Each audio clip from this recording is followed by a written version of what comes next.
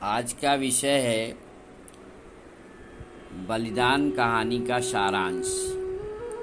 सुनिए। हिंदी साहित्य के कथा सम्राट मुंशी प्रेमचंद द्वारा लिखित बलिदान कहानी एक गिरधारी किसान की कहानी है, जो तत्कालीन इस ग्रामीण समाज में व्याप्त जमींदारी प्रथा का शिकार बन जाता है। हरखू का परिचय।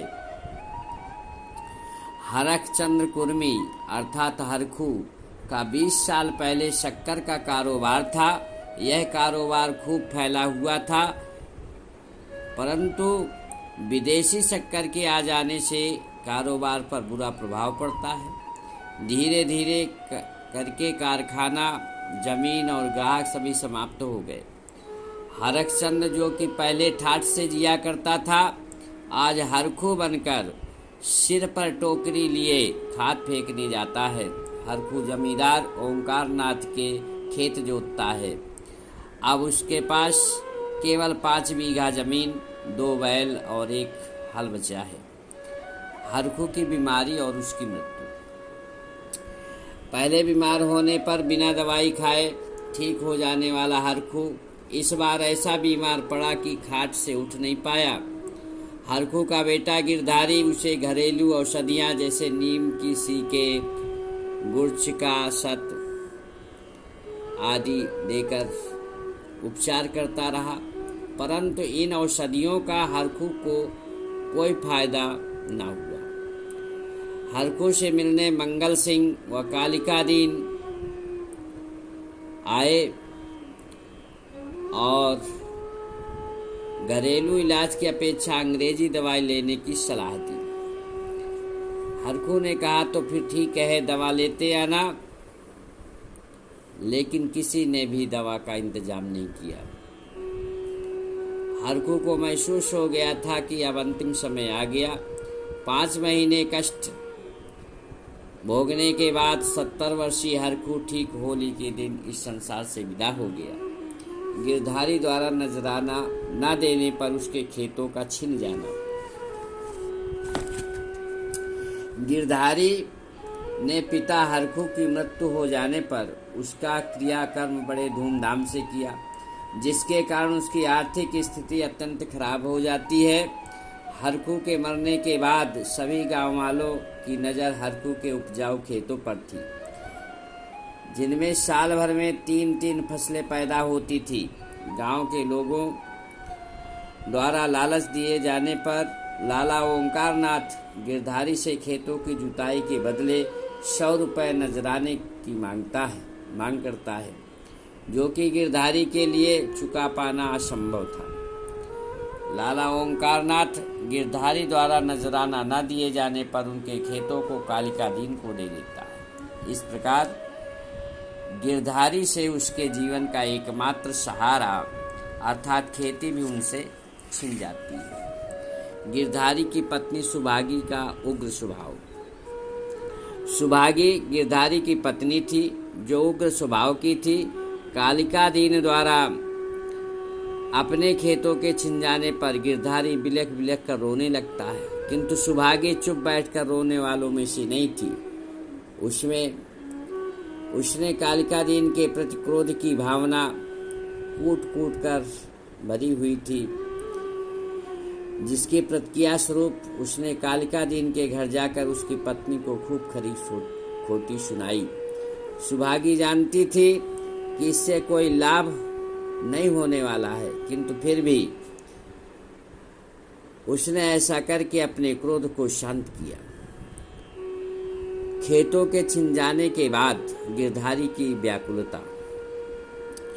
गिरधारी अपने खेतों के छिन जाने के बाद बहुत व्याकुल हो उठता है। उसकी व्याकुलता का कारण दूसरे के खेतों में मजदूरी करना था, जिसे वह उचित नहीं मानता था।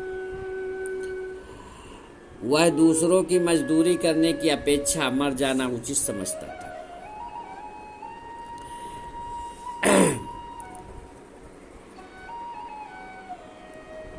खेतों के छिन जाने के बाद वह स्वयं ही अपनी दृष्टि से गिर जाता है और सोच सोच करके आंखों से निरंतर आंसू बहाता रहता है। कुछ समय बाद जब गांव के किसान हल जुए आदि को लेकर अपने खेतों की ओर बढ़ने लगे तो लोगों में खेती करने के उत्साह को देखते हुए गिरधारी भी अपने को नहीं रोक सका और दौड़कर बढ़ई के पास जाकर बोला, रज्जू, मेरे हल भी बिगड़े हुए हैं, चलो बना दो। यह सुन रज्जू ने उसकी ओर करुणा भरी दृष्टि से देखा। तब गिरधारी होश में आ गया, अर्थात अपनी वास्तविक स्थिति का उसे बोध हो गया। गिरधारी द्वारा बैलों को बेचा जाना। कालिका दीन द्वारा खेत छीन जाने पर गिरधारी अत्यंत दुखी था।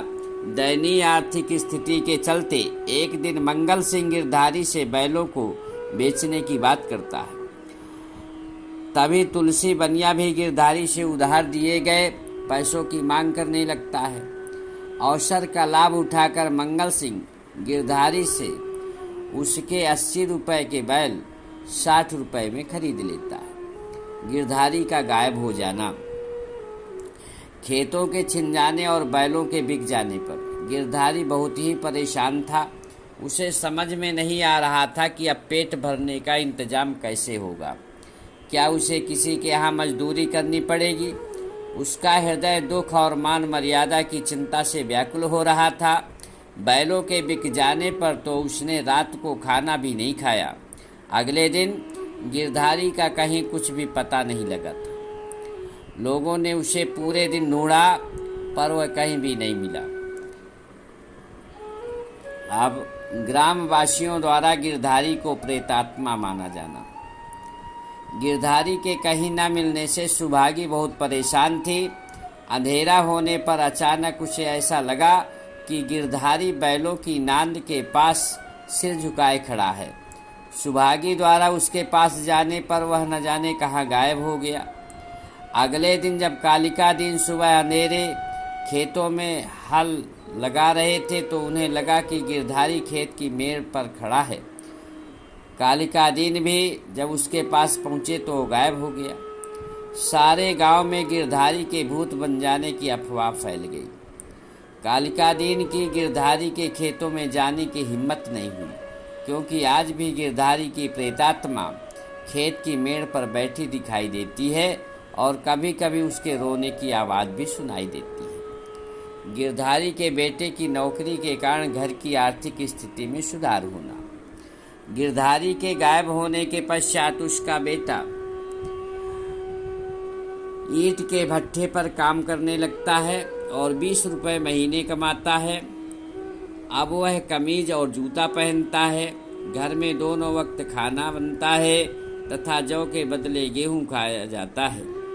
इस तरह गिरधारी की घर की आर्थिक स्थिति में सुधार हो चुका है, परंतु गांव में उसके बेटे का कोई आदर सम्मान नहीं है, क्योंकि गिरधारी का बेटा मजदूर है। सुहागी भी छिपी छिपी फिरती है और अब पंचायत में भी नहीं बैठती।